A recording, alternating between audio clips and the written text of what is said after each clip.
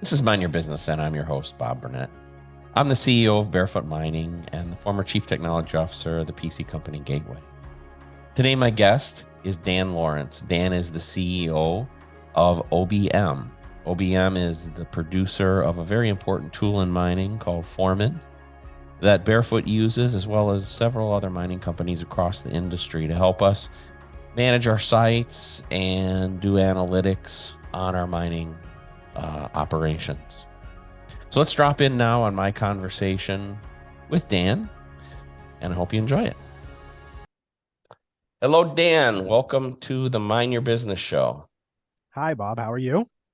Great to have you here today. Yeah, looking forward to it. I'm always excited when I get to talk to, somebody else that's involved in, what I consider the base layer. I mean, I think that, in the Bitcoin world, the most important fundamental activities occur at the base layer, and I think what I do and what you do are kind of all parts of kind of helping build that. So maybe we can start though.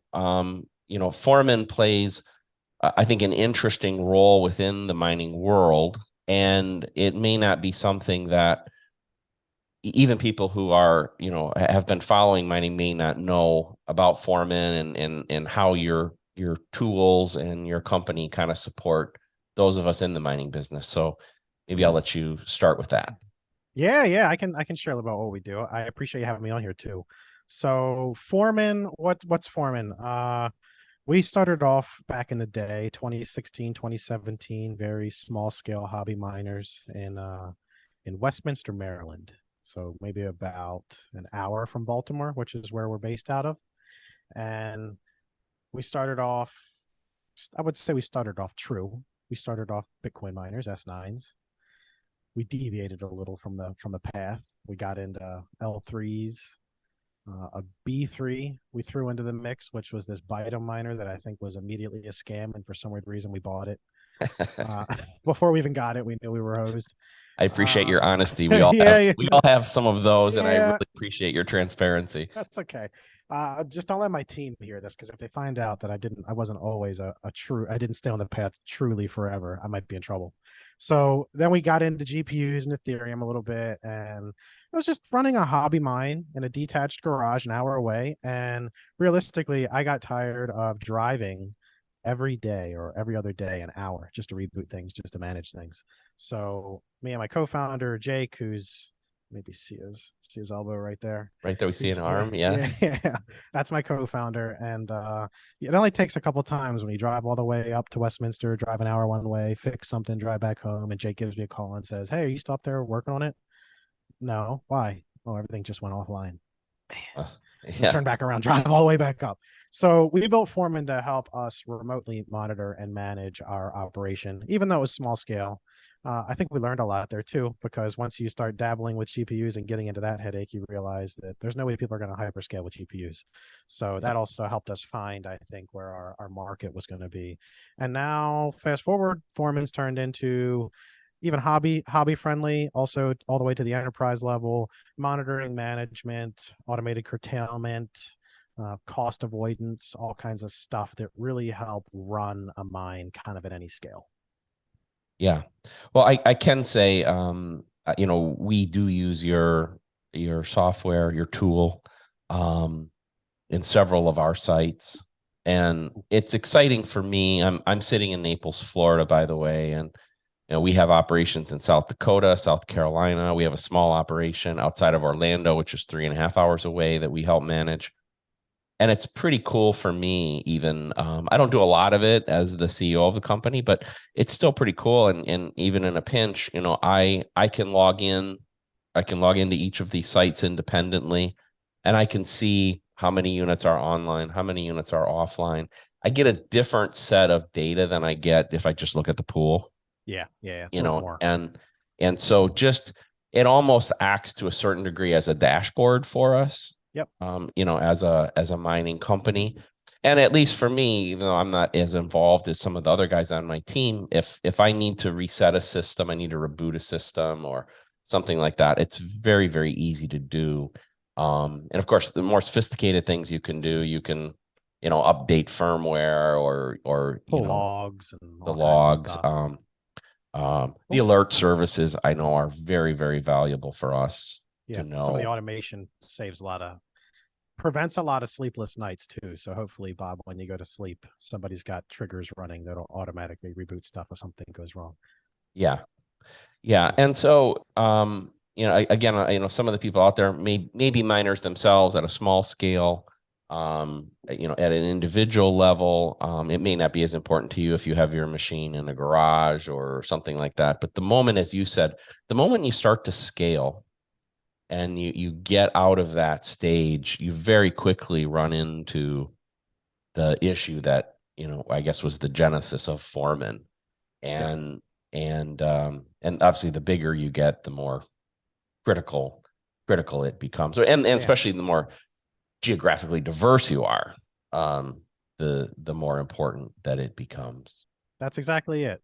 We designed it for the hobby mindset because we were hobby miners, Mhm. but we're I can't I'll give our team a lot of credit because they built some great software, but a lot of the credit also goes to our user base who we have large scale miners in here. We also have hobby scale miners in here, and we have a great community that is not hesitant to tell us when we have bugs. I wish Yeah. there was a little more maybe hesitation there because sometimes we don't like to fix them all.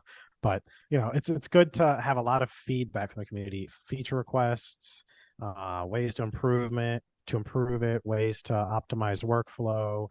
And when you've got a large customer coming in and they say, "Hey, I need a feature that's going to turn off my mine because I have to curtail." To Mhm. us at a hobby miner level, I'm thinking, okay, I guess if you say you need it, we'll go ahead and build it. Makes sense if you say you need it. And then just that listening to our customer base and kind of learning what they need, what they find useful, that's really taken our product very, very far. So I think that we were started with the hobby mindset and then we ended up attracting some large scale users and they brought some really, really, really juicy ideas that we just kind of implemented. So super thankful to our users, our customer base. They've really helped us as a community build Foreman together. What's been your approach thus far to intellectual property? Have you guys filed for patents? Have you protected any aspects of the software? We have not. We don't have any patents in the space. I think we take a different approach. I like a open competitive market. I think that keeps things interesting and it also keeps us from being lazy, I would say.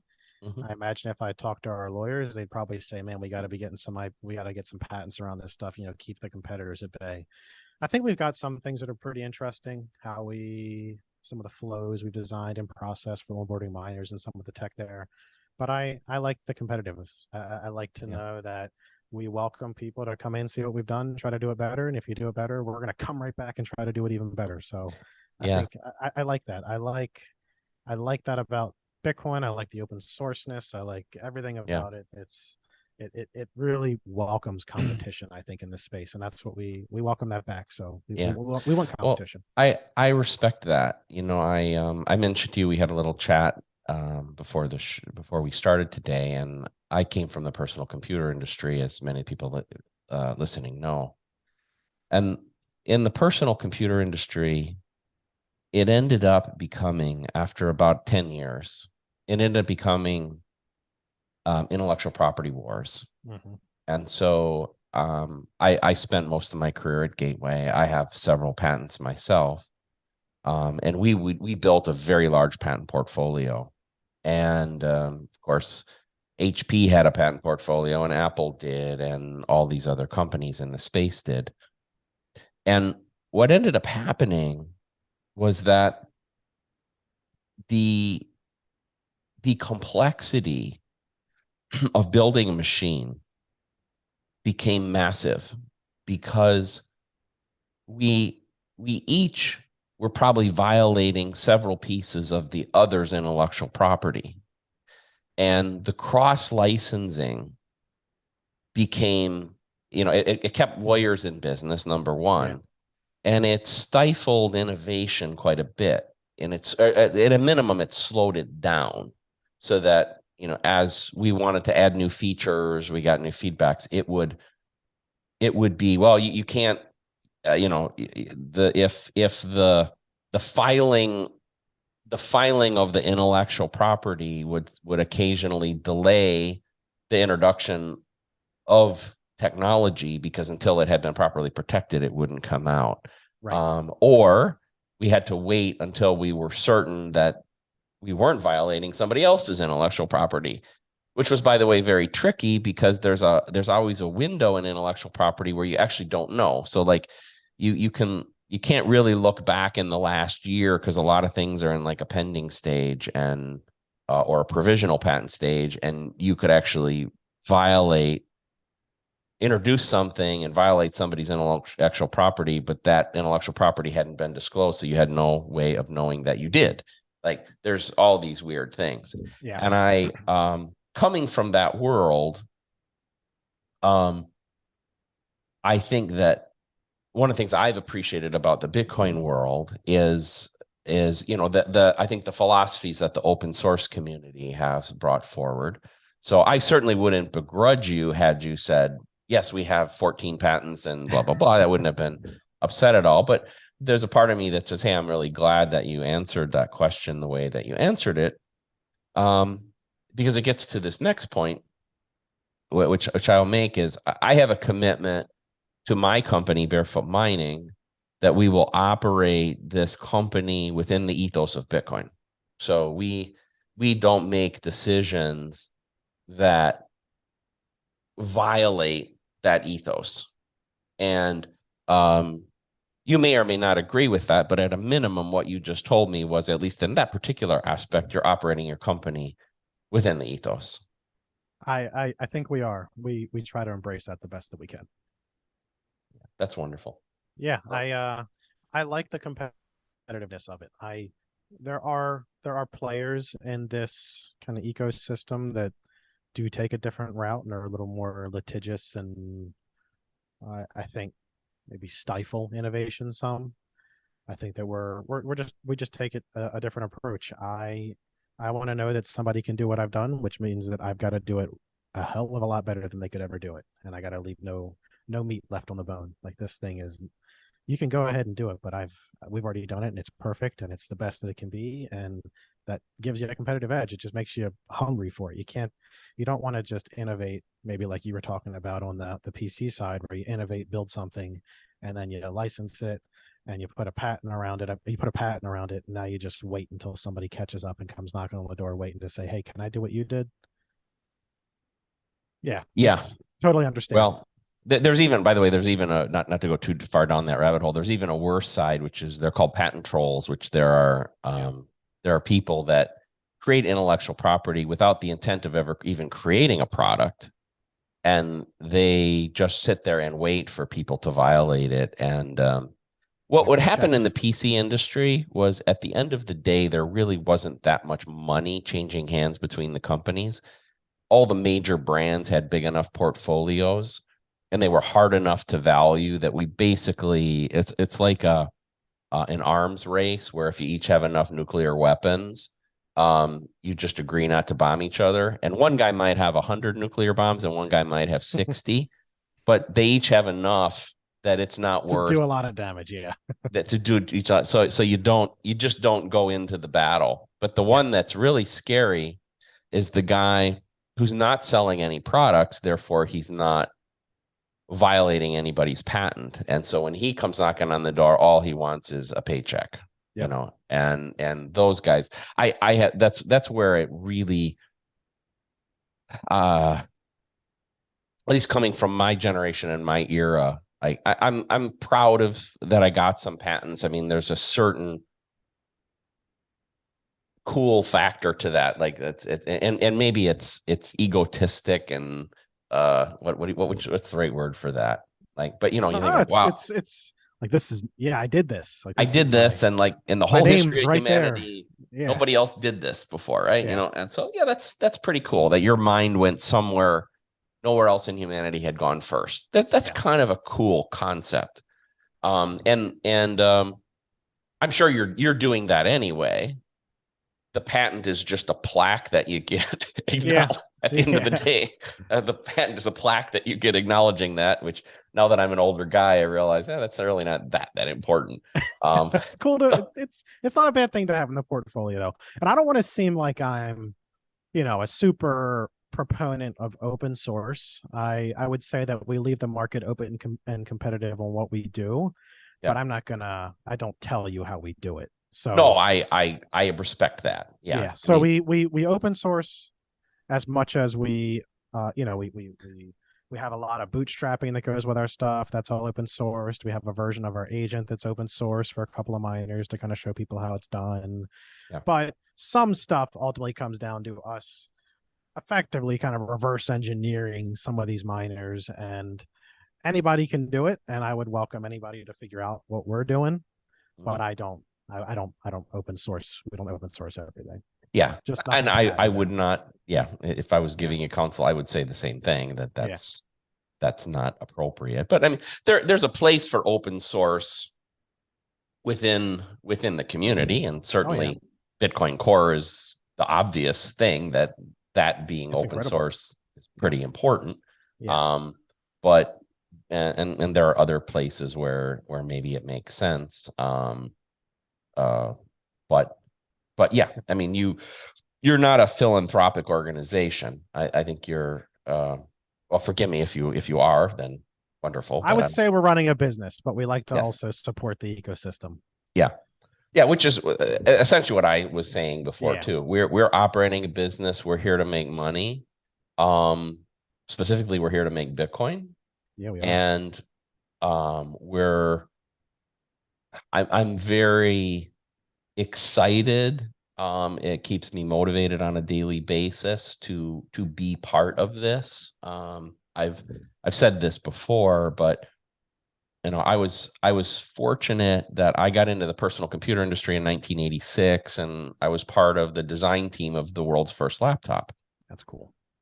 And I had a phenomenal ride over the next 2 decades, pushing that technology forward and that industry forward. And it truly changed the world. And I always view that the internet is a child of the personal computer, in my opinion. And so having played a role in that it was very fulfilling for me. And when I stopped doing that, which was about 15 years ago, frankly, there was a little bit of a void in my life. And if you ask my wife, you ever met my wife, she would say, you kind of lost some of your vibrance. Yeah. And but in 2017, it came back because that's when I found Bitcoin and this world. And Yeah. and so I feel very blessed that at this late stage in life, at this stage in my career, I can still do something that I believe it's the most important thing in the world. Like the most important contribution that can be made to society is Bitcoin and sound money and separating money from the state and like those sorts of things. And so um it is, for me, the most important thing. And I think for a guy at your stage of your career, to be running a company and doing something foundational when you're my age, I wouldn't be surprised if you're still in the Bitcoin world, but but no matter what path you'll take, you're going to be really fulfilled that you did this, that this stage of your life is, very Yeah. meaningful. I so I'm 36, and I was at my last place of employment for probably, I guess technically 15 years. 15 years on the books, but that's just because I started working there when I was in college. So technically I was kind of employed there through college. Mm-hmm. And it was definitely the job that I probably would have retired from way off in the future when I'm in my 70s or something like that, probably. Yeah. And I felt pretty fulfilled there, but there was some part where I always said that I wanted to retire, I think, off of something that I've built. Mm-hmm. And that is what kind of fueled a lot of the leap of faith that we took into forming really the start of last year, up until the start of last year, I was still employed somewhere else, Hmm. and just knowing that I wanted to end up doing something that I had built was what fueled me to make that leap. And it's definitely a lot of fun. If I could retire next year off of foreman, and I really don't think I'm going to, but if I had the opportunity and we had the opportunity to exit, I would say my fiance has asked me that. What would you do if you ever sold foreman? And my answer would be, I guess I'd just get a job, because I need to work. I love to work. I don't know if that says good things about me or bad things about me, but I like to just build, and I like to be a part of something and be part of a team and be working on something and making something. And even if I'm employed somewhere, I like to work. And I like to think that we have a heck of a lot more time on foreman before we're ever comfortable talking about what's next. And that makes me happy, because we have a lot more building ahead of us. I think this space is still so new, so young, and when you take a step back, we're so young on the data side, and people aren't leveraging big data in any way in this space. It's just everything's still so young here, and it's enough to really keep you motivated and keep your head down and keep building and cranking away. But it's if I could retire, I'd get another job. I don't know. Yeah. I need Well, something. I need something. it's wonderful that at your age you have that perception. I'll tell you an interesting personal story. So, I was part of taking Gateway public, and I became a C-suite executive there, and I did well. And at one day before I turned 36, your current age, I retired. And I can tell you the exact date. It was June 15th of the year 2000. Oh Um, wow. so my birthday is June 16th. So I Is don't know, that it's like kind of just a personal thing. Like, yeah, I'm going to retire at age 35. And I did. And there's a very long story that goes with it, but my kids were relatively young at that time, all school age, and I had a really nice summer with them. We did a lot of mini vacations and going to the lake and doing that sort of stuff. And then they went back to school, and then I had the epiphany that you already have, which is like, what the F am I going to do now? I had, frankly, had a lot of emptiness. I don't want to wax too poetic on a Bitcoin philosophical here, but like, what is my purpose? What am I doing? And I ended up starting a company. I started a beer company, actually, oh craft beer okay. company. There you go. And then fast forward another 6 months, I got a phone call from Gateway saying, "Will you come back?" And so I ended up going back for another 3 years before I left again. And then I started a technology incubator. Over that period was a realization that I will never retire.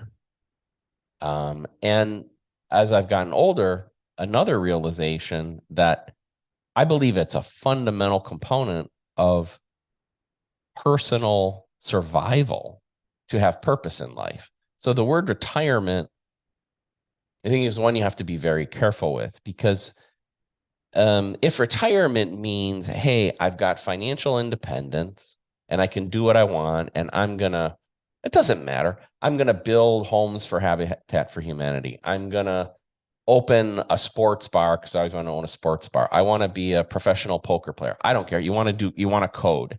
Doesn't matter. But you got to do something. And that the moment that you stop doing that, I think, is when the clock of your death starts. And I mean that in a very literal sense. Like, you have now officially started the death process. And there's some anecdotal evidence. I worked with a cardiologist, a friend of mine in Indiana. There's some anecdotal evidence that people that retire, this is hard, it's hard to get the data, but there's that when people retire in the classic sense and stop working and just go to leisure, that there's a massive elevation in two proteins in your blood, both that contribute to stroke and heart disease, and that life expectancy just plummets at that point. And then if you think about it, we're both kind of engineer logic guys, and you think about it, you go, well, that might make some sense, because if you look at it from a historical standpoint, evolutionary wise, if you and I were part of a village or a community 8,000 years ago and we retired, so we're consuming the resources of the community, we're eating the food, we're taking the water, we're Yep. consuming space, but we're not contributing anything. It might make sense that maybe there's a trigger in our DNA that kind of recognizes that and says, I'm going to take you out. So, Yeah, it could be. I could see that. I could see that. yeah, That's, yeah. I guess, as we need purpose. We need to be doing something. I I think about my mom, and I just went on a trip to Key West with my mom and my brother Okay. for about a month or so, and for it, about a month ago we went for Mm, about a week, and I I can tell the difference in my mom since she's retired and moved to a retirement kind of place, and getting a little slower. And anytime I call her, and it's been maybe 2 weeks since we talked, what you been up to? Anything new? No, nothing really.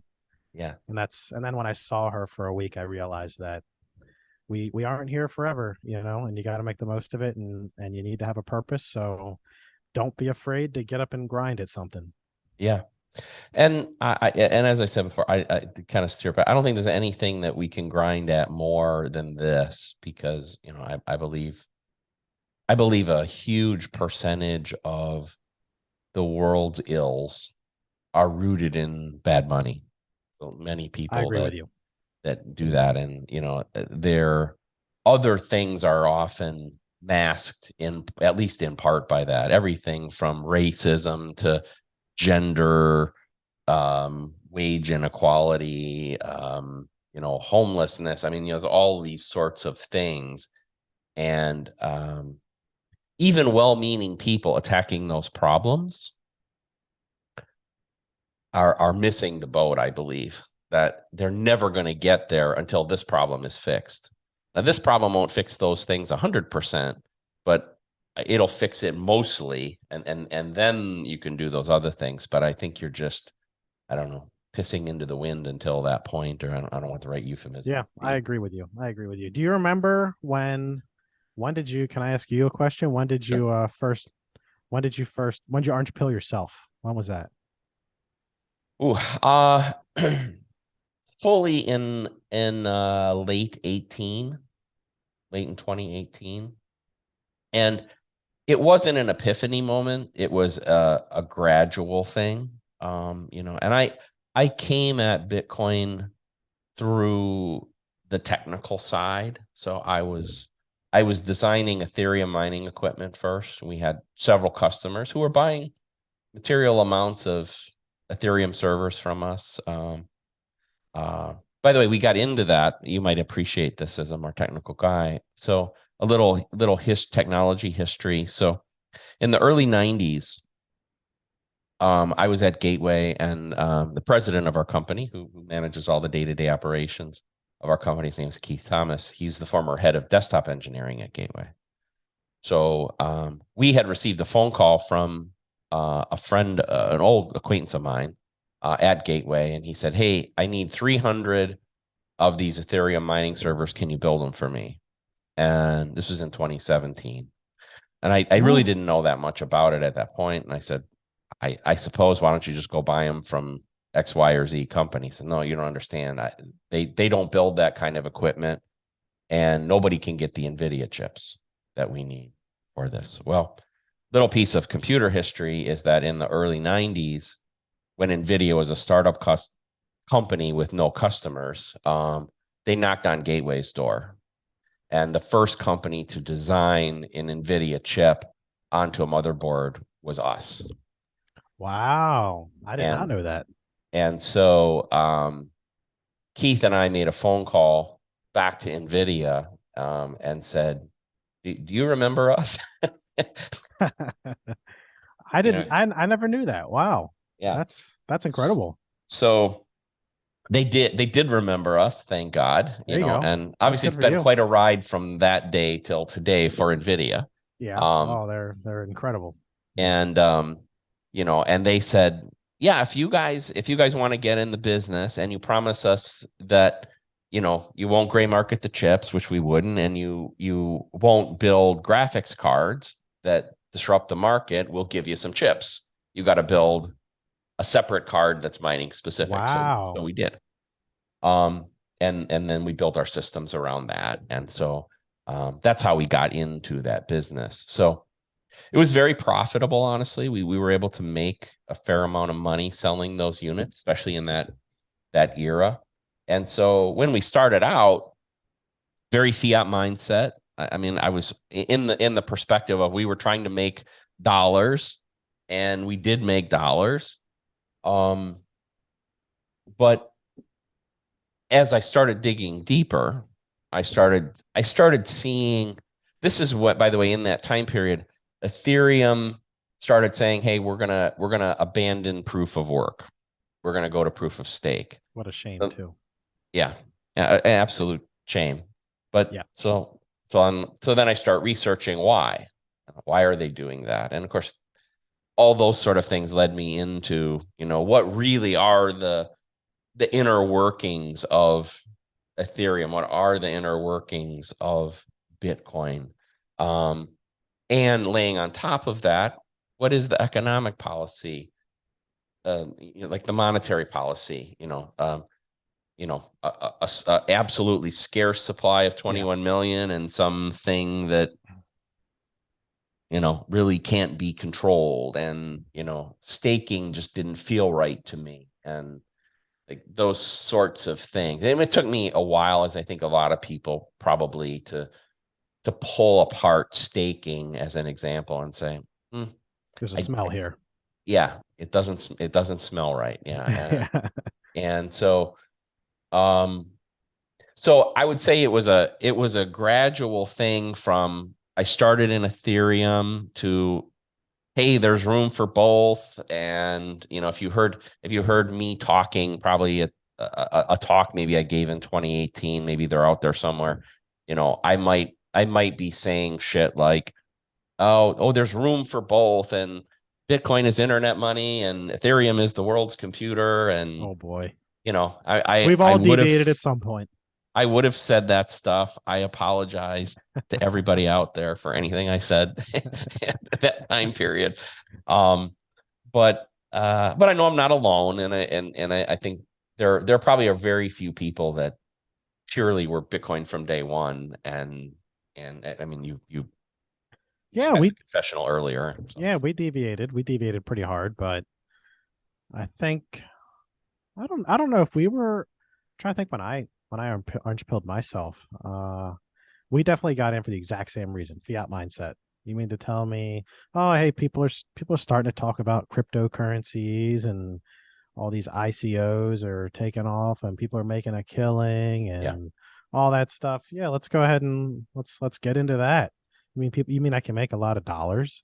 So we bought some S9s, and I think at the time we bought them under the assumption they were gonna pay themselves off in dollars in 6 months or something like that. And then Bitcoin went from I think 700 into the thousands, broke quadruple digits. And then at the time we were thinking, man, we're going to pay these things off in 30 days and then we'll double down. yeah, And that became our quick business model. And then you realize that everybody else in the world has the same business model. And anytime you go to buy equipment, when you're thinking you're going to buy it 1 month, pay it off in a month, buy another double, double, double. And then you realize everybody else thinking the same thing. And then there's shipment delays and 6 months until you can get new equipment. And yeah, that whole thing kind of vanished. But we got we got in with a fiat mindset. I just had so many just pain in the ass moments with banks that eventually you kind of hang out in this space. I think one thing that Bitcoin has going for it is it's an incredibly strong community, and the whole community as a whole, all we want to do is educate.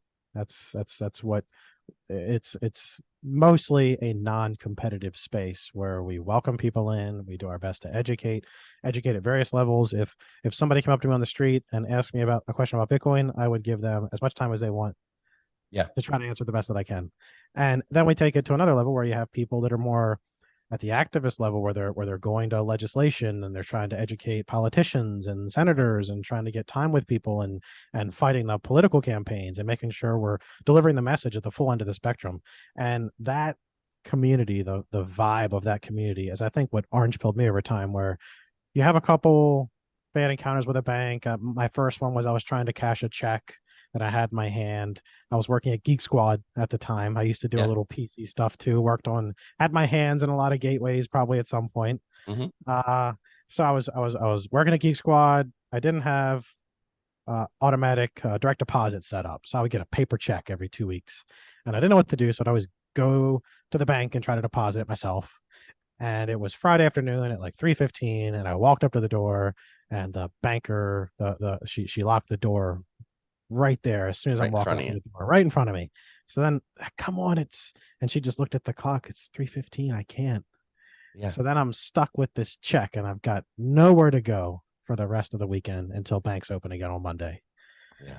So that moment, and then I had another one. I've got infinite ones. We just had to send a wire for a conference we were trying to go to, and there's a wire limit on our bank account online. I think we only wire $25,000 a day, or over Yeah. $25 a day, $75,000 over 30 days. But and every time you wire it, there's a 3-day hold. You can't do anything Yeah. for the next 3 days, and then the 25K resets. And we couldn't get a wire sent, so I had to go into the bank. Pain in the ass because I never go into banks. Every time I walk into a bank, I feel awkward, like everybody's standing there behind the counters looking at me like this guy doesn't know what he's doing. And I walk up to the counter after standing in line and I say, I need to send a wire. And then I was waiting in line for probably 20 minutes. And then the person on the counter says, oh, well, we can't send wires here. You have to have an appointment with a banker. Oh my God. So, well, okay, well, how do I see a banker? Well, they're all booked for today. You'll have to get an appointment scheduled, or you can sit in a chair and wait. So I like this wire has to go today. I guess I'll sit in a chair and wait. So I waited probably 45 minutes. And then one of the bankers had enough time to bring me into the office. And then I had to explain where's the wire going? What are you Oh yeah. doing with the money? And it just once you learn what Bitcoin gives us as people, it is not hard to find ways in your everyday life where problems that you didn't realize you had, just inconsistencies and inefficiencies and just clumsy process to everything. You don't realize once you learn what Bitcoin is and how it empowers you, you realize that it has so many solutions to everything that you experience in your everyday life. You look at Silicon Valley Bank and people lining up Yeah. trying to get their money out. You look at all this stuff. And Yeah. once you know how Bitcoin empowers us as people, it's very quick to find tons of problems that it solves. And you will walk down the Yeah. street and find 10 of them. Yeah. I found those are all great stories, and you know we all have these frustrations, but I Yep. find the first one I think especially compelling because you know here's this world where there's 168 hours in a week, and the banks are open for let's say 40 of them. Yeah. So less than a quarter of the time with all these holidays Yep. and all these delays. And as soon as you go international, it just gets ridiculous. In my own life, even simple, we do a lot of international transactions for business, but in my personal life, my wife is originally from the Philippines and we have family there. And so we would historically we used to use this. First we used Western Union, very expensive, Oh, yeah. Tons very of fees there. tons of fees and not immediate. And then as opposed to having to actually physically go to these places, usually with cash to get them, then like PayPal came out with a service called Zoom, XOOM, and XOOM. Okay. XOM. It's a subsidiary of PayPal, Okay. and you can do the same thing. But we started using that. It was faster. Sometimes it would be same day. So like, okay, that's a lot better. But then after sending a couple of them, we started getting all this KYC. Like they started rejecting them, all these KYC reasons. And these would be like $800, $400, $1,200. It's not like, you know, there's no money laundering going Yeah. on. There's no like drug money being routed around the world. $800. You're a bad drug dealer, Bob. Yeah. Yeah, exactly. You suck at this, man.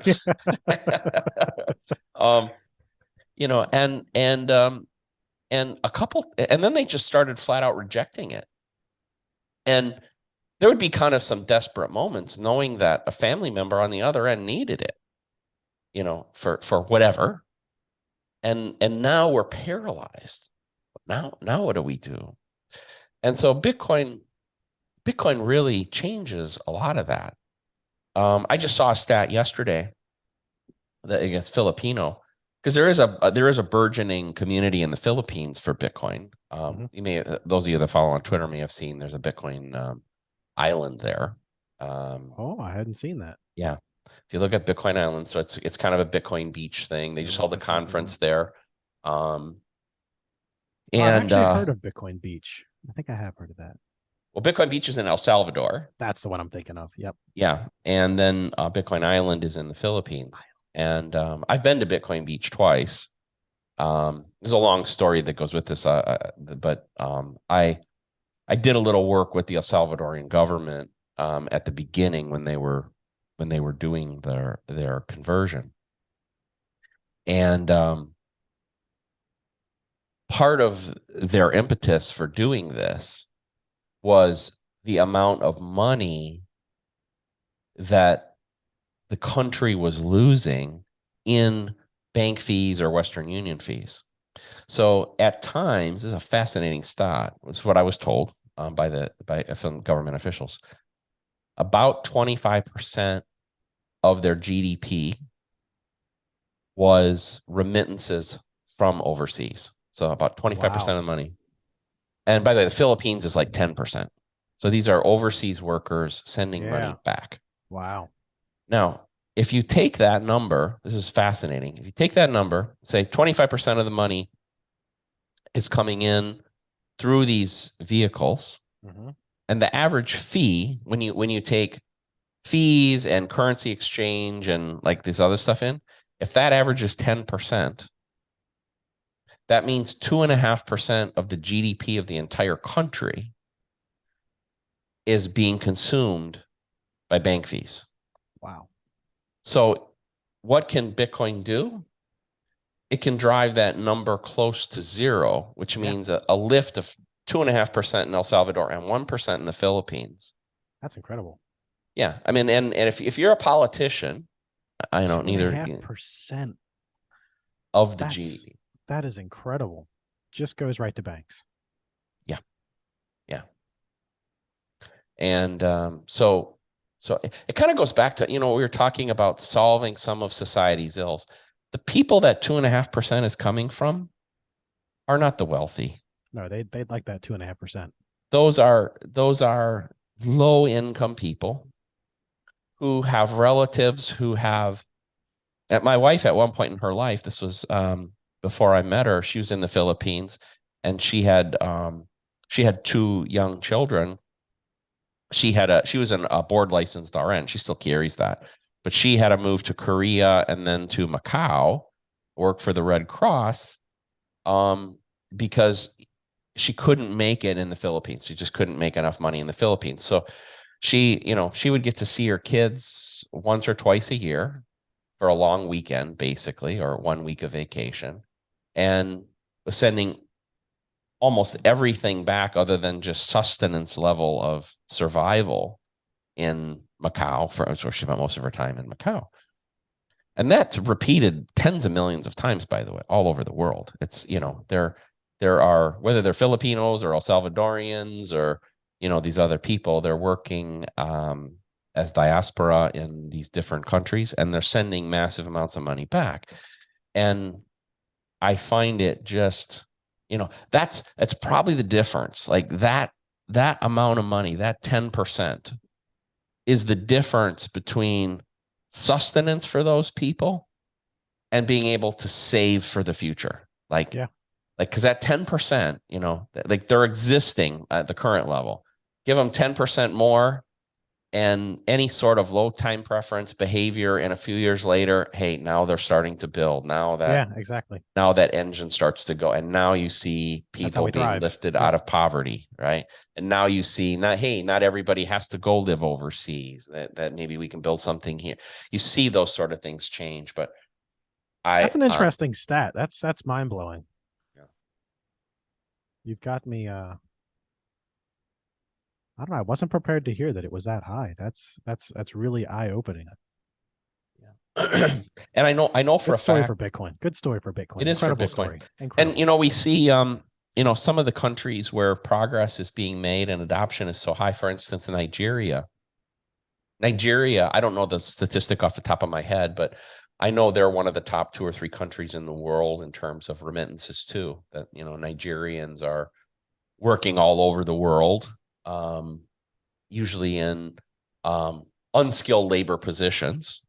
Somebody will leave there, go work, whether it's a maid or a nanny or a laborer or whatever, and they're sending all that money back to Nigeria.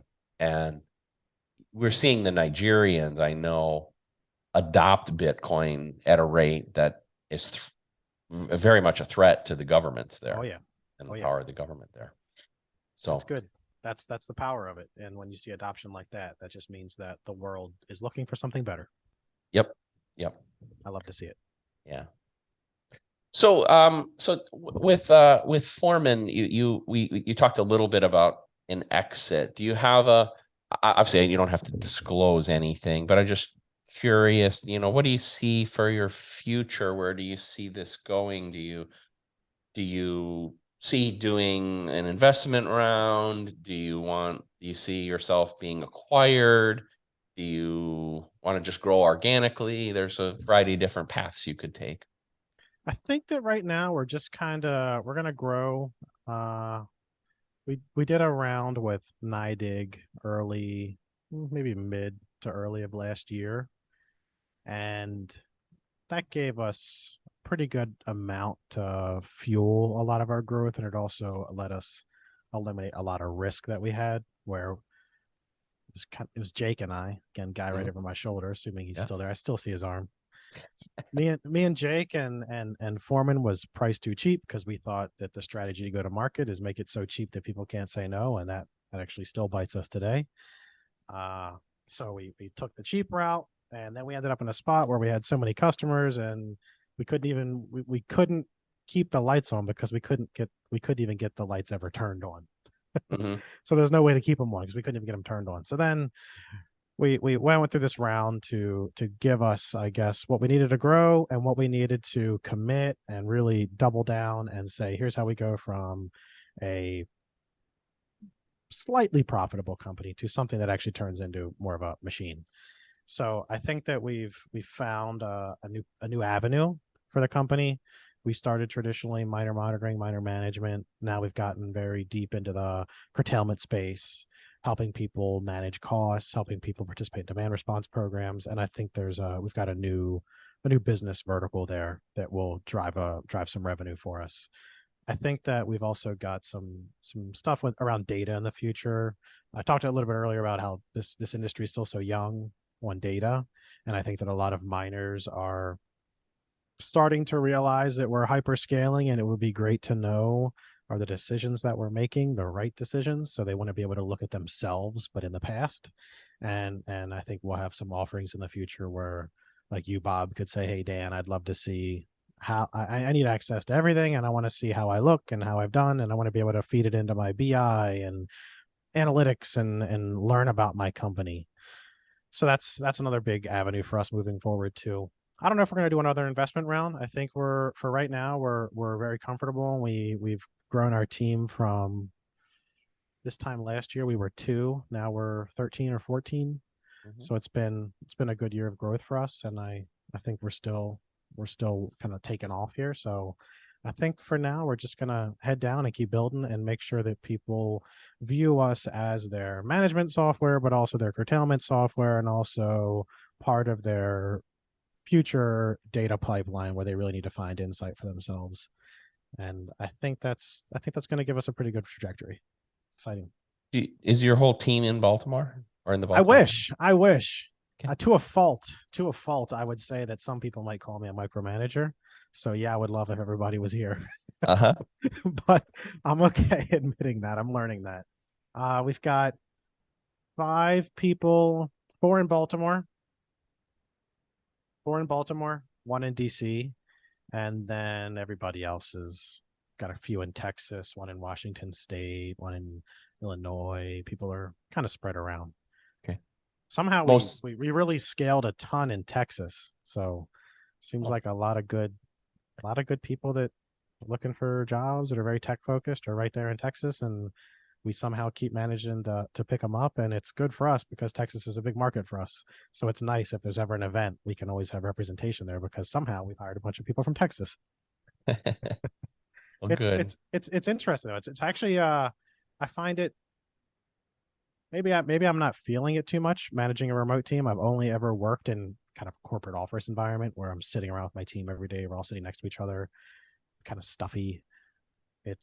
I thought that managing a remote team would be hard, but maybe it's just because we fell into this thing and have grown the company through COVID, through the tail end of COVID through to today, that we kind of we launched Foreman and started scaling the company on the tail end of COVID. So everybody was already used to working remote, and it helped us out actually start off on a remote kind of foot rather than having to figure out how do we go from a traditional maybe brick and mortar place where it's just everybody's here and local, and now we bring in our first remote guy. We started off remote with our first non-Jake hire. So it's been So, fun. Yeah. so where does the name Foreman come from? How did you name it Foreman? We Man, I wish I could remember what Jake just said because we had a conversation around this. I know that we started building the platform, and many a nights. So there's 2 entities here. There's OBM and then there's Foreman. Foreman's not really an entity, it's just the name of our product. OBM is our company. Okay. And Foreman, we used to watch a ton of Gold Rush on Discovery when we were Okay. building. So Yes. we would get together and we would be drinking beers and typing code. And we were always watching Gold Rush on TV. And if you look on our Discord, you'll see a lot of our bots are named after some of the characters on Gold Rush. Maybe don't tell our legal team that. I don't know if they'd like that. But we have a lot of those personalities on our Discord that help run a lot of the automation, everything to Foreman. So Gold Rush, you take a step back. Who's running the site? There's a Foreman. So that's where that name kind of came to fruition. OBM, not many people know where that came from. So OBM is our entity name. And when we were running that hobby mine back in the day in Westminster, we it was a detached garage. It did have internet, had 220 in there. We didn't have internet. We had electricity in there. We had 220 ran, and we did not have internet though. So we had a little LTE modem, this little router with Yeah. a little cell bar signal on it. We had that sitting Yes. in a window, and we only ever had 1 bar service. So we would get these antennas and all this stuff that would attach to the side of the building, Yeah. trying to boost the signal up. No matter what we did, no matter all the probably the scams we were buying to try to boost your cell service. I'm sure Sure. none of that works. Yeah. We had all this elaborate stuff hanging off the side of the garage. None of it ever worked. We only ever mined on 1 bar of service. So OBM was 1 bar mining.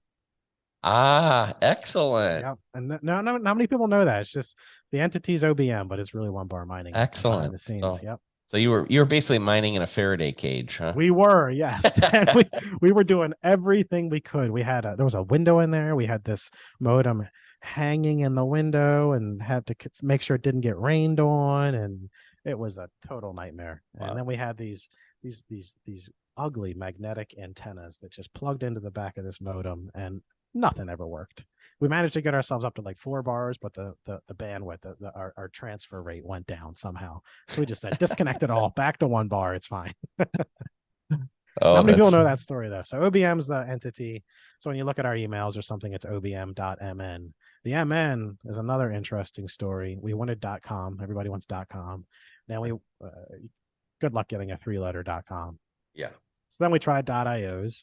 So we tried Foreman.io. Couldn't get that. because I think somebody owns that one. Foreman.com routes to a law firm in New York. So .com was taken, .io was taken. So we said, well, what can we do? Let's look at the new TLDs that just got published or whatever. Look at some of the new ones. Oh, there's a .mn, maybe mining, mn mining. So let's go ahead and try that. We'll start up a new pocket of, the community is going to really get behind .mn for mining. And now everybody that we talk to, any reporter, anybody, they say, are you guys Mongolian? Are you guys from Minnesota? Where are you guys from? Mining didn't take off. It didn't So take, yeah. yeah, lesson learned there. I guess don't go with the TLD where the only one that thinks of it a certain way. We should not have we shouldn't have gone with the .mn, but I like it now. Yeah. Yeah. Oh, that's great. Yeah. So, do you have the capability and also the policy? Maybe we'll talk a little about privacy and data collection and things like that, because you mentioned basically to the effect of, hey, you could help an organization like ours maybe do analytics and collect data and things like that. But do you warehouse any data or have the ability to warehouse any data from the client base to see kind of collectively what they're doing? We do. So Foreman is effectively analytics. So when you go into Foreman and you say, hey, I'd like to run a report, there's an ad hoc report you can run. And for that, you can say, I'd like to go back to 2020 and I would like to see my profit report, which is Foreman's perspective on how much I should be making every day. I'd like to see that from 2020 to 2022. And then we'll chug through some historical data, give you your report. We use that data too to help build features. So it's nice when you can look at maybe an S19J Pro from my mine in Westminster, or when it was there, even though we never got to S19J Pros, maybe the miner here, say, oh, it looks like fans behave a certain way. Maybe we should look at that and use that to help tell our users that maybe they're going to lose a fan. So we use some of the historical data retention to help us build features, kind of help us get insight into how miners are working, and then that turns into platform level offerings. We do not own the data though. We maintain rights to anonymize data because we end up using that to build stuff. But at the end of the day, all of our customers own their data. And if you came to us and said, hey, I'd like to see my data, we'd figure out a way to try to get it back to you. But if we're kind of more talking about if somebody wants to have raw access into our data warehouse in a structured way and you want to feed that into some analytical tool on your side, we can give you this separate warehouse where it's all nice and pretty and normalized, and you say, hey, I just want to see it, and this is how I want to see it, and I'm interested in these stats, and I don't want to have my data team focus on that. So we'll connect up with a data engineer, figure out how to get the views and everything structured, figure out how to get the insights that you want, and then you can just extract those right out of our system. Can you do something like if I said, hey, Dan, I'd like to see across your entire customer base, no customer specifics, but across your entire customer base, how many units are running in, let's say, the sub 50 terahash per second range? How many are between 50 and 75 and 100, etc.? Would you be able to do that? We could, yeah, we could. So I think we have, I'll just be transparent with you. So we have people that are interested in some of the data we have. We only ever maintain rights again to the anonymous stuff, but we think about the insurance angle and the financier angle, and somebody's getting ready to a financier, if they're about to finance somebody that's going to purchase a bunch of equipment, and maybe you're trying to make a business call. What should I go with? Should I go with Bitmain or should I go with MicroBT? Should I go with the 96T or should I go with the What's Miner M31S or whatever it is? I think we can extract some insight to help make those decisions. We will not be offering that kind of data. Nobody's going to kind of get access into that stuff, but we are looking at more of a reporting based thing where somebody can maybe ask us, I'd like to learn a little bit about how do What's Miner M31Ss, what's their deviation on how they deviate out of nameplate hash rate and maybe nameplate consumption. And I'd like to maybe purchase a report for that. Yeah. we're also getting into like a miner certification thing too. So maybe you, Bob, are like, hey, I'd like to sell a miner, and it would be great if I could get the Carfax report on this, but the miner fax report. Oh, So I'm going to go ahead and say, I've had this miner on Foreman for 2 years. Foreman, go ahead and give me the report. And now we give you something with the stamp that says, yep, this miner was here for 2 years. This is the Foreman seal of approval. And then you can hand it off with your miner. Maybe you can get something more for it rather than just the, yeah. yeah. Yeah, I see those. I have as an example, I build a model that we use internally where I try to predict future hash rate for the industry. I mean, most mining companies probably have somebody that does something Yeah. similar. You guys maybe even do it. And I have my model that I've developed with my techniques. Others may have a different approach to it. But as an example, like the data set of saying, well, like I take a swag and let's say the the industry is at 300 exahashes at a certain point in time, roughly today, right? Maybe we're a little more, but and then I'll say, well, okay, what is the division of that hash rate? Because it's, I need to somewhat understand the complexion of the 300 to see as in the future, as if I put in price variable X, price moves to X, and maybe new machines are coming in at this. Maybe these other machines are now unprofitable, and so these ones are coming in, but these ones are dropping off, and so my model, I do my best with the data set I have, but I go, well, that would be like interesting data for me if I said, well, if I could get a real data point instead of me guessing what the complexion of the industry is, Yep. that So sort of thing would that's, be valuable. without getting too deep into it, that's part of our roadmap is we want to give the community different levels of insight rather than derive, try to get more actual, show how things look and feel. And we actually have a report that's going to be coming out soon. I'm trying to see. I think they're working on it right now where they're doing a S19 nameplate face off to kind of show you which one is realistically the best bang for your buck there, because there's nameplate hash rate deviations, power consumption deviations, all kinds of stuff around that. And we're in an interesting spot where I think that we can provide some insight at scale. And we'd like to kind of give that to the community and try to help people understand and make better decisions before they buy equipment. Because sometimes even the nameplate hash rate, you might say, I'm going to buy 19J Pros, but there's just a big difference between a 96 and a 100 or a 104. Sure. Yep. Sure. Now, is there anything in your data collection, or if you want to use a different word, that's okay, but that concerns you if I'll give you an example. Mm-hmm. The Biden administration has proposed a 30% tax on electrical consumption from miners. So obviously that caught my attention. Oh yeah. And so I will, I guess I'm saying it publicly, I will do everything You have in to. my power, but potentially even going to jail. I mean, before I will let them do that to me. How unfair is it too, right? Yeah, 30% tax yeah, just um, because you're a minor. yeah. I mean, I am. I mean, we can maybe go down this a little bit. I am so ethically and morally against that I and part of my messaging to the Bitcoin community is I'm on the advisory board of the Satoshi Action Committee. I've actually testified before the Michigan Senate. I was part of a group fighting the South Dakota bill where the UCC code was trying. So I've relatively active across all those circles. But take a little. But one of the things that I've said is while I definitely agree with a lot of the folks that are fighting the same battle, I believe that we're missing, as a community, missing part of the equation. Because a lot of them go in and they fight the battle and say, hey, look at us.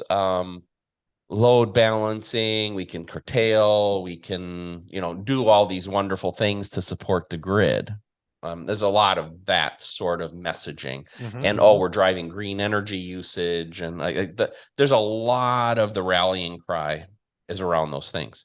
I believe they're all true. However, I don't believe any of them resonate with the average person on the street. That I believe it goes over their head. They don't care.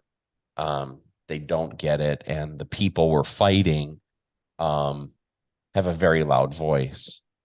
So it's my personal belief that at least a component of fighting this battle has to be freedom in energy usage. That it's my belief that if the Biden administration gets their way and they can place a 30% tax on Bitcoin mining equipment, usage of Bitcoin mining equipment, that opens Pandora's box to them making moral and ethical decisions about all energy consumption. And that's what we have to let people recognize, is that there is so much risk of, if that goes through, if you believe Elizabeth Warren, if you believe all these people, that the right thing to do is shut down Bitcoin mining, well, they may come for whatever you do next. Exactly. It opening Pandora's box that's a good analogy. There's another thing too going on where when they're in Texas. Have you seen about the Texas demand response incentives for Bitcoin miners? Yes. What are your thoughts on that one? I I believe that's should be a free market business decision, and that it shouldn't be legislated at all. That I agree with you. And I don't have an operation in Texas. I wouldn't exclude it in the future. I would say my brethren in the Bitcoin mining community in Texas, they're very vocal. But I believe they're part of the problem. And part of the reason I just said what I said is I do believe they're at least partially barking up the wrong tree, because they're not sending a message that identifies to anybody at the individual level. And I believe that the politicians who are driving are being driven toward this. I don't think they're driving it. I think there's lobby groups that are influencing, especially state legislators. They're attacking on Bitcoin's boiling the ocean.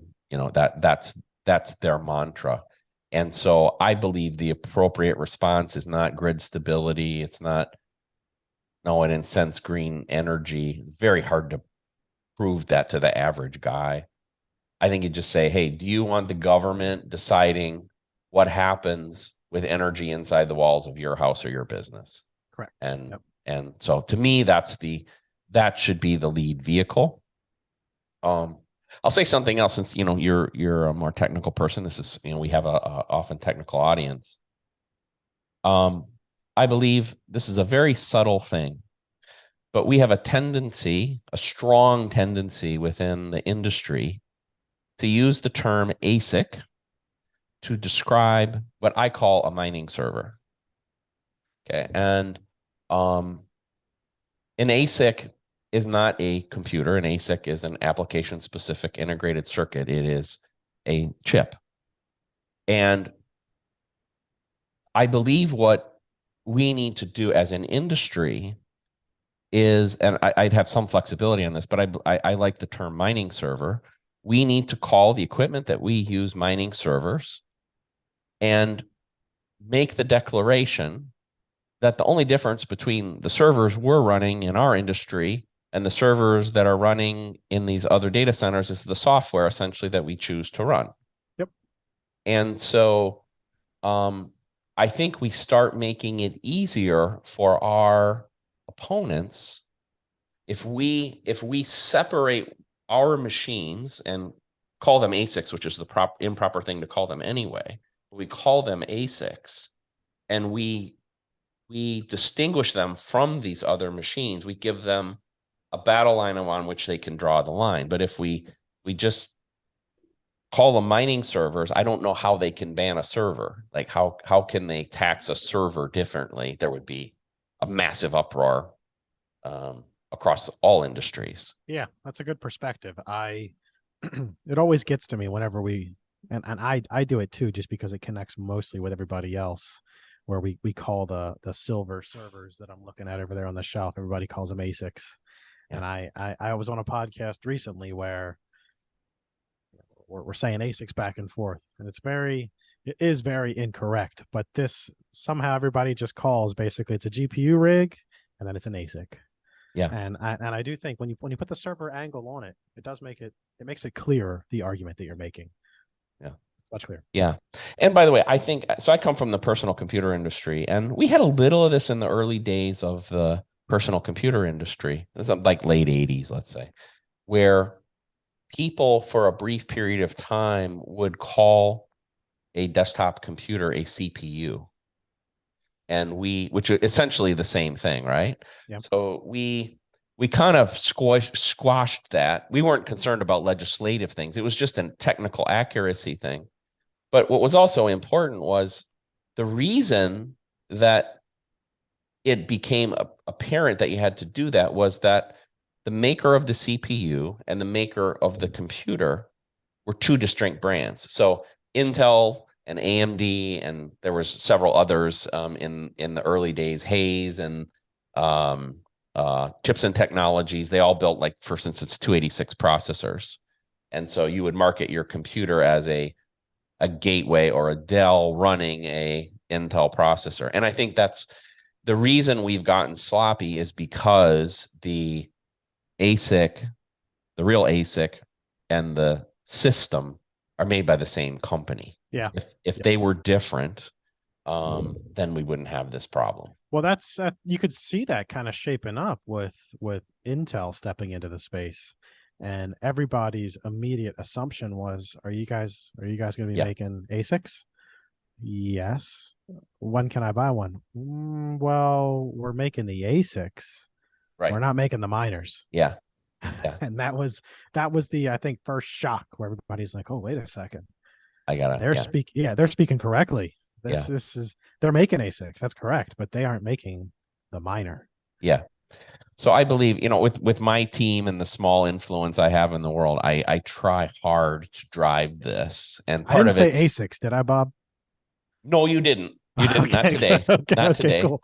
And I'm not going to be mad at you if you do, but I do think for those of us, and you're in an important position in the industry, and I would just say, hey, just think about it. If you believe what I say, then maybe in your small way you can start pushing it, because there is resistance. I've had, I'm an old guy, right? I've had people when I've gone on this, I've had people tell me, oh, you're actually, I kind of object to this, but it's almost like an age that they'll say like, oh, you're just an old white guy being a Karen sort of thing. But I you can disagree with my reasoning, but I'm not doing it just because it's technically inaccurate. I'm doing it also because I believe it drives this fundamental thing that I'm trying to fight, which is, I believe if we win the war or the battle, if we win the battle of identifying a Bitcoin mining server as essentially no different than a mail server, a database server, any kind of server you want to call it, it's just another type of server. Yeah. Then it becomes almost impossible to legislate a ban on those things. Yeah. Because when you dive into those things, and I imagine you probably kind of looked behind the curtain on some of yours, maybe. It's just it's a little PC. It's just a PC with some boards attached to it, just like GPUs would be plugged into PCI or something like that. Absolutely, it is a Raspberry Pi or BeagleBone or something equivalent to it, running a very stripped down version of Linux. Yep. And it's got a network portal. And at the end of the day, if you take away the hash boards and everything, it's just a little computer. It's a very small computer. Yeah. And you can SSH into it. You can CD all the way around and change permissions and run stuff. And it's got a little web server on it. It's Right. serving up a web page. Yeah. It is just a server Right. with So we're choosing to mine Bitcoin with it. And so this is very important. Like I said, I believe very passionately about what we're talking about. That understanding is I think critical because it essentially is then saying that if that can be legislated and in any way treated differently, then it's no different than I'm sitting here on a PC and I'm running a Mac, but I've got Safari open and Excel and maybe a Word or whatever. Somebody saying that, you know, I can't run Excel on this computer without paying a premium for the CPU cycles dedicated to that. It's Yep. utterly ridiculous. And I think anybody with technical competence will will see that, but that doesn't mean politicians won't create legislation. Yeah. Um, When you take a step back too, you think about it like it's just a server that that's mining Bitcoin, but it is just a PC. It's just a computer. So does that mean that if I, and assuming Google Cloud or Amazon would let me do this, I don't know if they restrict this anymore, but if I was to spin up a VM in one of their data centers and I'm gonna run CG Miner, the old school, yeah, run the app and just use CPU cycles yeah, you certainly and could. mine. If I run that in a VM in an Amazon or Google Cloud data center, are they now going to have to pay 30% for my electricity usage? Exactly. Exactly. It's the exact same thing. It's the same server. It's the same server load. It's the same Yeah. power profile. If PC's on, I'm not Yeah. making it use much more. It's the same load. But as soon as I just run that executable on their servers, they're paying the power bill. Yep. Yep. And I bet the Yeah. answer there would be no. They don't have to, because this is just traditional data center. Yeah. Yeah. Well, I'm pretty sure Elizabeth Warren would say yes, or Joe Biden would say yes. Yeah. You do have to pay differently, and Would they? as a You think? practical matter, pretty freaking hard to. Yeah, But I still think it's Pandora's box it is. that That's what it that goes down to. It's Pandora's box, and it's yeah, being opened. right, right, and I don't know. Pick your thing. Are microwave ovens okay, but rice cookers aren't, and I don't know. But that's where we're going. Like, I Yep. mean, you know, that somebody is going to make decisions about what is a practical use of energy, and you having hot coffee or a rice cooker or whatever. Yep. I mean, it's just Not allowed absolutely to use space heaters anymore. That's those are banned now. You can't use space heaters anymore. right, That's the same thing it's coming down to. right. I like the low level chat here. I used to be you got me on the talking about ASICs and how and everything that you used to do when you were designing that first laptop and everything. I hate to like jump on you here, but Yeah. pivot. I used to have a little background doing some firmware dev for these embedded network cards. Uh-huh. I it was addicting. I loved working at that level. Yeah. I can't imagine how you must have felt back in the 80s and 90s during the Gateway, Dell, HP, everybody's racing and you're just trying to grab market share. And there's so much innovation at the hardware level. Because Yeah. I got to write what I called back then, I was just calling it software. We were writing firmware for Yeah. these network cards so they could Yeah. do some high speed kind of offload processing. And it was fun because we were kind of innovating on something that actually ended up running on something physical, and you could look at the something Yeah. physical and it just felt different. Yeah. And I'm a little jealous that you got to be doing that kind of stuff back at the golden era of like PCs taking off and everything just launching. And I remember my first one. It was a compact, and just us unboxing this behemoth, and the monitor weighed probably Yeah. 600 pounds. It felt Oh like. yeah. It was. I'm jealous that you got to work on that stuff at that level. Nowadays, we're SaaS, but I Yeah. feel like there's an inner calling inside of me that just wants to take me back to those Yeah.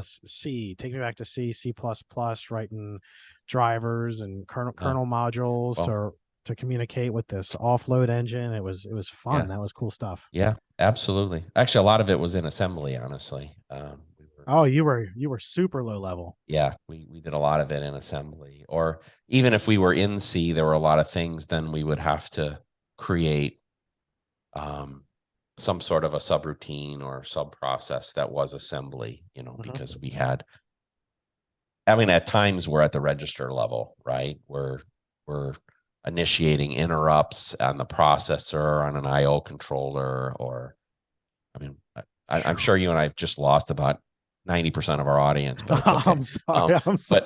it's okay. But I'll tell you this.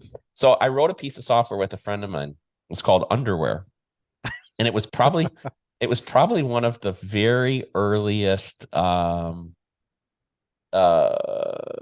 like, I don't know what you would call it. I don't know if you'd call it a virus, but it was a funny thing.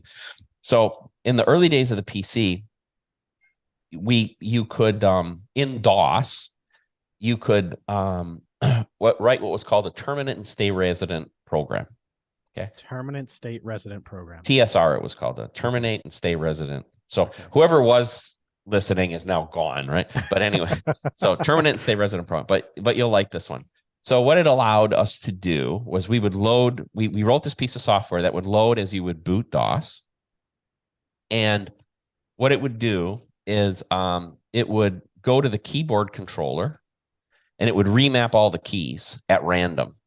So like a D would become a T and a Y would become a U and the number 8 would become a question mark, right?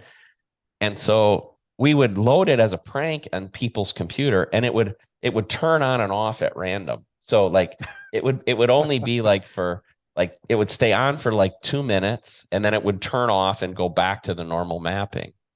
And so we would sneak into people's computers and we would load it into the thing. We called it Underwear.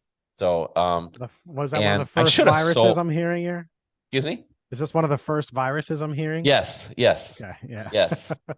So and what would happen is like we worked in this big office, and we would, let's say, load it on a couple people's computers, and then they'd be typing away, and then you just hear like, damn it, what the hell, and then by the time somebody they'd say, come here, you got to see this, and then somebody would go over there, and by the time they got there, it was back to normal, right?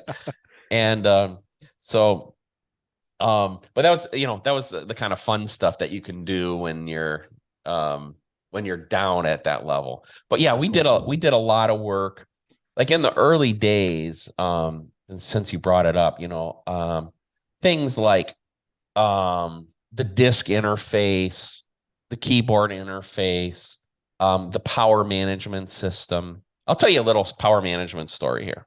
Let's hear it. I'm ready. So in the early days of PCs, and I spent a lot of my career doing laptop development, we would actually use ASICs, but we would, and ASICs and code. And what we would do is we would have like essentially like early days of machine learning, and we would look and at the individual characteristics of a given user. How often are they hitting the hard drive? How often are they hitting memory, and those sort of things. And we would try to optimize so the battery life should be getting better and better, at least at the beginning. So somebody gets a brand new laptop and then the battery life would get better and better and better. Yep. As we kind of learned the profile of that user and the way the software was. And it, by the way, was a key differentiation point, whether it was a gateway or a Compaq or a Dell. We all had our own proprietary ways of dealing with that stuff.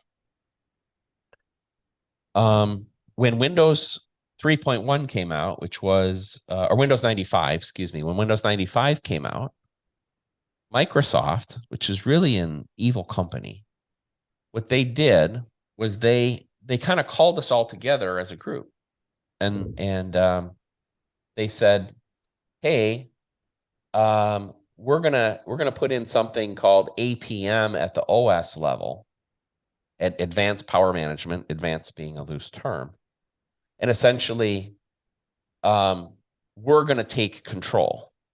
Oh. And we're not gonna let power management be something that you guys do at the low level. We're going to do it at the OS level.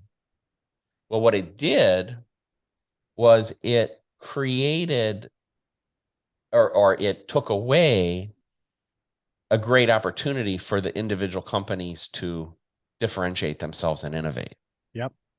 And I have other stories we can talk about some other times, but Microsoft was really about creating an environment where the individual PC companies didn't matter. Therefore, they were forced into a commoditization and made it very difficult for them to differentiate. And you know, made them put them in a position where no one PC company could kind of break out and become a threat to them. That's interesting. So the software is actually saying you're going to build the hardware for me Yes. rather than you building the hardware and then we write the software to it. Yeah. That's an interesting flip there. Yeah. So they just And take control and then kind of they stop your innovation there on the power side. yeah. Yeah. And there's a lot of stories like that that were really Are they bad. still in control?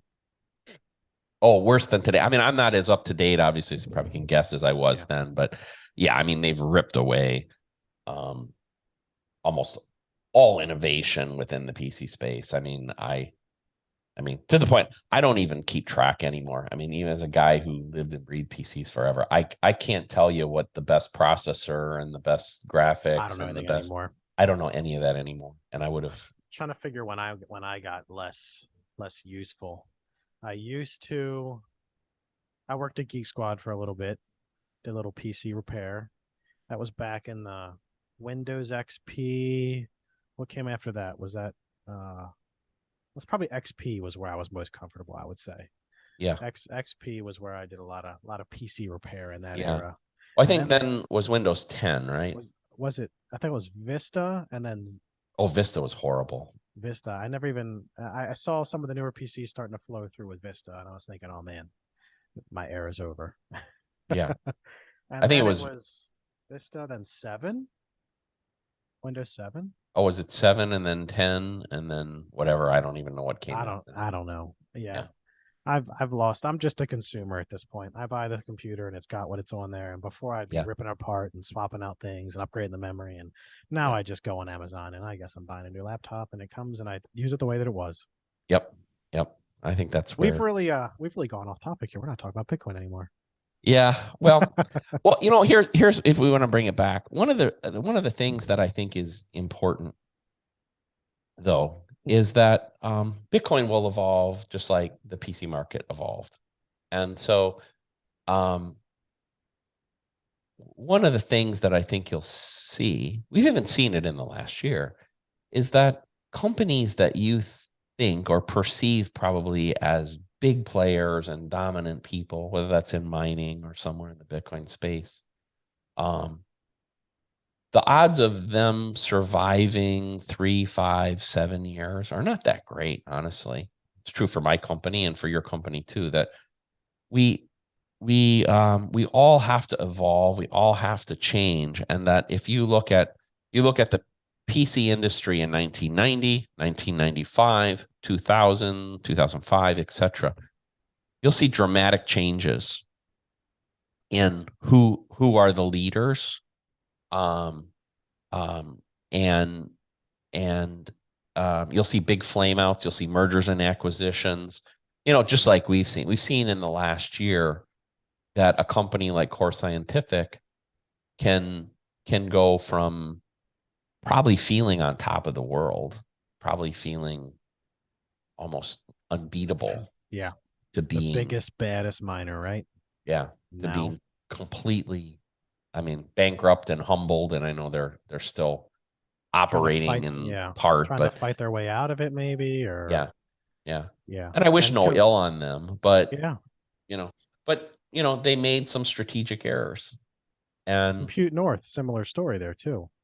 yep, Uh, yep, Hyper growth during bull market and things dry up and It's very easy to make really quick decisions during a bull market. Yeah. I wrote an article a while back for Bitcoin Magazine, and it's called The Miner's Trilemma. And I had this hypothesis that in mining, to be a commercial Bitcoin miner, whenever you want to bring up a new site or operation, you need three things: you need capital, you need the mining equipment, and you need energy. And that my hypothesis is, given that there's two postulates within it. The first one is that one of those three will always be hard. And the second postulate is that the moment one that is hard starts getting easy, it forces difficulty on another one. Yeah. And so what we've seen is if we reverse the clock back to maybe the peak of, well, I'll use Core Scientific as an example. Capital, super easy. Energy, I mean, at their scale, hard, but not insurmountable. And mining equipment, really hard. Now, they had a lot of capital, so they went and they overpaid. They bought some stuff at the top, a lot of stuff at the top. Yeah. And then, of course, fast forward to the summer of 2022, and it changed, right? And so mining equipment got pretty cheap, still cheap today. Easy to find in mass too. Yeah. Energy, probably even easier to find, maybe to a certain degree. Capital? Capital, forget it. Yep, gone. It's gone, right? Now, I'll tell you a bit of our story. We're a smaller company by orders of magnitude smaller than Core Scientific, and we've funded internally. We do have some investors, but they're essentially what you'd call angel investors, right? We have people that have been part of that, but it's all organic. We sold some of our Bitcoin to finance expansion. We did sell. The good news was we sold some Bitcoin at the top. At the top. Okay. That was what I was going to ask. And, unfortunately used it to buy some equipment that was also at the top, but I guess it kind of not exactly netted out, but it wasn't a horrible thing. Yeah. You didn't get destroyed on it. We didn't get destroyed by it because, I mean, we're here today talking and we're alive and we're surviving and we're still growing. I'm actually angry. I'll be honest about it. I'm angry at Core Scientific and similar companies because I believe they ruined the market, that they fell for a fiat scheme. They are, how do I make the most dollars? Yeah. How do I make the most dollars? High time preference, behavior. They ruined capital allocation. They ruined price discovery of Bitcoin mining equipment. They saturated all the markets with all this equipment and selling stuff off, and yeah. And then the backside of it, they didn't protect themselves on the backside. So, I mean, I would have still hated this, but if they had a short on Bitcoin or something like that, or, some sort of a short position that protected them if they were wrong on their bet, but they didn't. And they weren't the only ones, but obviously they're the poster child of the whole thing. I mean, it's massive, massive damage. I said, I'm very angry about it because it hurt Bitcoin and it hurt me. Both at a personal level and the network itself, it hurt because I think that if they had behaved responsibly, one, we wouldn't have had the massive skyrocketing in mining server pricing to begin with. Yep. It would have still gotten more expensive because the demand was there, but it wouldn't have ruined it. And there was like no availability. I had sites where I had, at our scale, we'll do a few hundred kilowatts here, a megawatt here, 2 megawatts there. That's the kind of my philosophical approach, by the way, is in lots of smaller sites instead of one Yep, big yep. site. That's the way to do it. Um, and I had to wait months and months longer than I wanted to because I couldn't get the mining servers to fill those sites, and then I still had to overpay for them, and and frankly, I believe it's their fault that happened, and that angers me, and I don't think, to each their own. I don't think the Bitcoin world as angry at them as they should be. I don't think they've taken the the arrows that they should have taken. And, Yeah. I mean, it definitely contributes to a lot of the capital drying up too. When a Titan falls like that of that scale, it really sets off a lot of alarms absolutely. everywhere. Like, wait a second. Maybe these people that we're giving money to are making terrible calls, and they were, and that makes everybody super hesitant to ever even think about entering the space right now.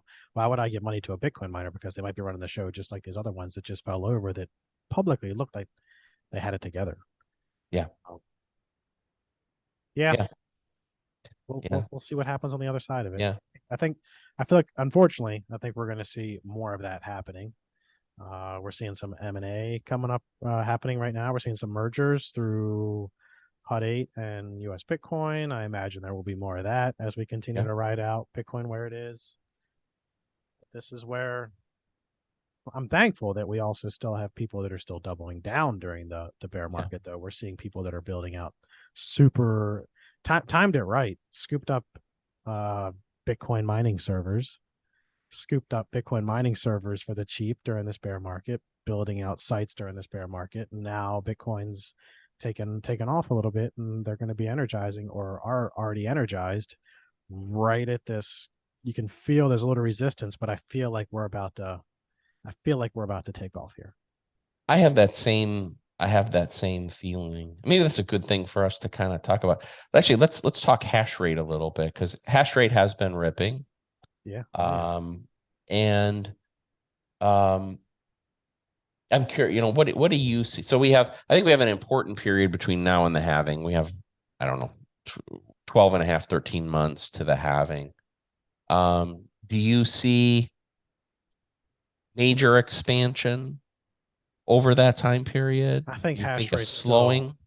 I think it's we've seen, at least from our side, just because we're management software and we end up in some of these conversations when people are building out sites. I feel like hash rates short term over the next 6 months, it's gonna rip. Mhm. I think we're seeing it now, we're feeling it now, and there's still some huge mega sites that are still coming to completion in ERCOT. So I feel like over the next 6 months, we're gonna see some crazy highs.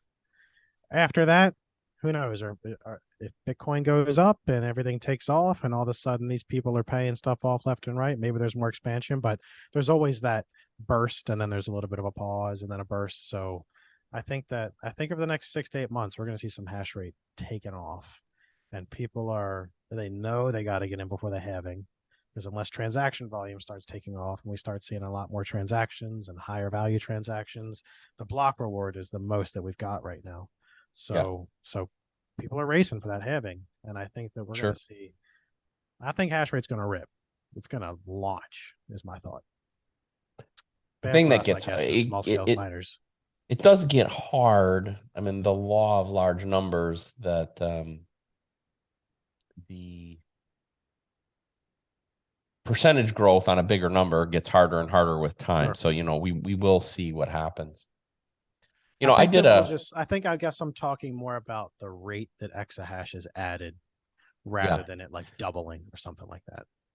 yeah, Compare. because Yeah. I mean, certainly, adding, let's say let's say 5 exahashes per epoch, so per difficulty Mm-hmm, adjustment, mm-hmm. something like that. I just actually finished a study, where I went back and studied all the difficulty adjustments from the beginning. And what was interesting, actually, I'm going to pull it up so I speak to the right number. But what's interesting is that, in the early days, let me find it here. There we go. So, so in over the last year, the average hash rate increase per difficulty adjustment is 1.85%. Hmm. Probably a little lower than the average Yeah. than Where are you'd we now? probably think. Um, and over the last 4 years, it's 1.55%. So very similar. So if we look at a 4-year cycle, it's kind of similar. Yep. Little interesting anecdote while I look up this other number is that I think a lot of people get hung up on, I think a lot of people, when they're looking at the economics of mining, think about 144 blocks per day. So they think of 10-minute cycles, but we've never run on 10-minute cycles. The average epoch in the last year is 3.74 days, and the average epoch in the last 4 years is 3.78, almost identical, which means the block processing time is right around 590 seconds, which means that we're producing more like 146 and a half blocks per day as opposed to that. And any one day, it doesn't matter that much. But when you're running a mining operation, that matters. Yeah. Oh, yeah. Those extra things really matter. And when you're trying to predict the date, for instance, of when the halving occurs, well, a quarter day every 2 weeks starts adding up to something. Yep. Now, what's interesting is if you go all time, though, you go all time, um, the mean increase in hash rate from one epoch to the other is 10%. It's massive. But That's of course, it's huge. heavily influenced by the first Huge. Yeah. 5, 6 days. And that's the average, by the way. That's the mean. The median is 5.5%. Okay. So, which is still very high. But over the last the 4-year numbers and the 1-year numbers are almost identical. So part of the reason that I've looked at this and done this study is, I don't want to get too. Part of it was to I asked you where you thought we were going, and by the way, I think there is some gas left in this thing, and I think it will run, but it has, the statistics say it's largely been moderated. What I'll share with you is I took a different approach in my own model, where what I did is I said, I have some knowledge of chip production capability. Yeah. So I said,